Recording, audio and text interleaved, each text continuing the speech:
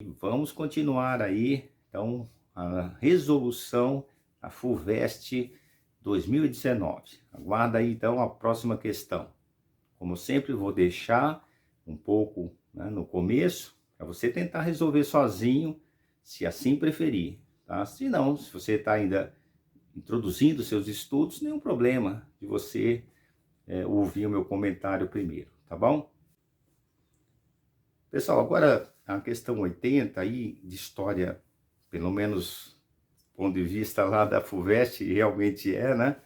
De história mesmo, vamos dizer, entre aspas, pura, é a questão 80 que diz assim, ó. Aqui a questão 80, como você já sabe, tanto o enunciado quanto as alternativas. Se você desejar fazê-la antes do meu comentário, fique à vontade. Tem um texto que diz assim, o Arco do Triunfo é um fragmento de muro que, embora isolado da muralha, tem a forma de uma porta de cidade. Os primeiros exemplos documentados são estruturas do século II a.C., mas os principais arcos do triunfo são os do Império, como os arcos de Tito, de Sétimo Severo ou de Constantino, todos no Fórum Romano e todos de grande beleza pela elegância de suas proporções. Bom, eu vou omitir aqui, pessoal, fonte, porque não é fundamental para a gente nesse momento, tudo bem? De ganhar tempo com coisas mais importantes para o momento. Então diz assim, olha, dentre os vários aspectos da arquitetura romana, destaca-se a monumentalidade de suas construções. A relação entre o Arco do Triunfo e a história está baseada em... Pessoal, olha, antes de falar das alternativas, eu chamo sempre a atenção quando eu falo desse assunto, e de outros também, se você ouvir, né, outros vídeos meus, você vai ver que eu insisto sempre nisso, que as palavras em história, elas trazem informações preciosas, você tem que usá-las, certo? Tem a seu favor. Veja, Arco do Triunfo.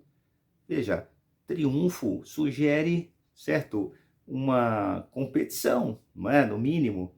Olha, sei lá, o time X triunfou sobre o B, não é assim? Então, veja, a ideia de triunfo vem carregada já de uma informação, de uma ideia de uma questão militar, certo? Não sei se você concorda comigo, tá? Mas, ó, vamos às alternativas. A de amor fala assim, no processo de formação da urbe urbana e edificações de estradas. E outra, olha, defensiva contra invasões de povos considerados bárbaros. Veja, se é defensiva, né? Então você percebe, como eu estava falando em outra ideia da contradição, que às vezes as frases, certo, carregam.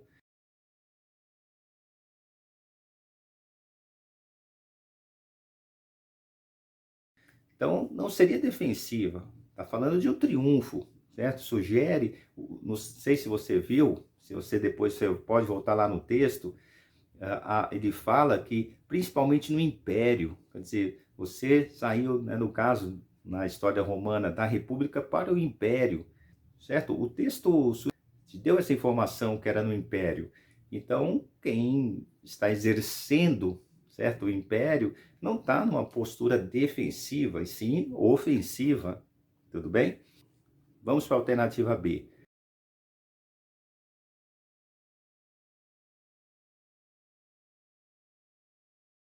Nas celebrações religiosas, Arco do Triunfo, certo? Aí que eu falo, se usar, né, das palavras, informações importantes para você responder a questão correta.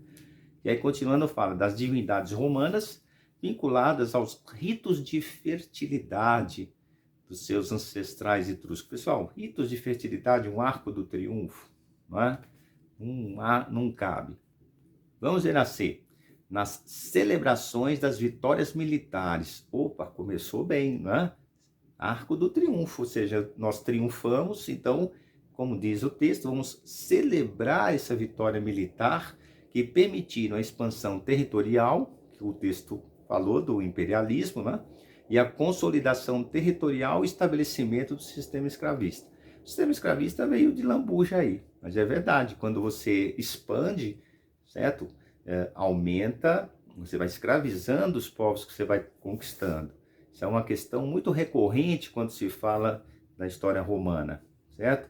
Você expande e escraviza, como disse, os conquistados.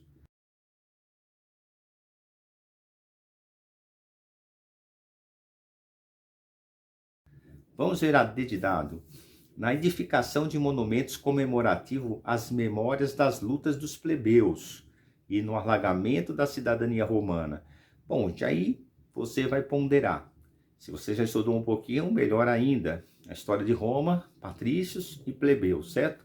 Os patrícios eram aqueles cidadãos que tinham todos os poderes e os plebeus aqueles, né, menos importantes dentro da hierarquia da sociedade, que eram pequenos proprietários, às vezes, enfim, homens livres, mas que não tinham muitos direitos, até houve, certo, a luta dos plebeus por esses direitos. Mas, pessoal, é aí que eu falo, não sou meio esquisito, quer dizer, erguer uma memória das lutas dos plebeus.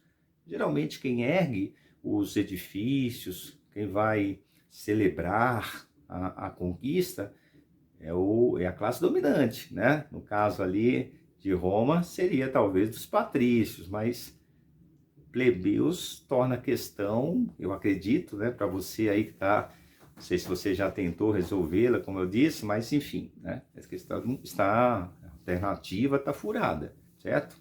Vamos para I de elefante. Nos registros das perseguições ao cristianismo. Então, mais uma vez, essa questão religiosa, certo?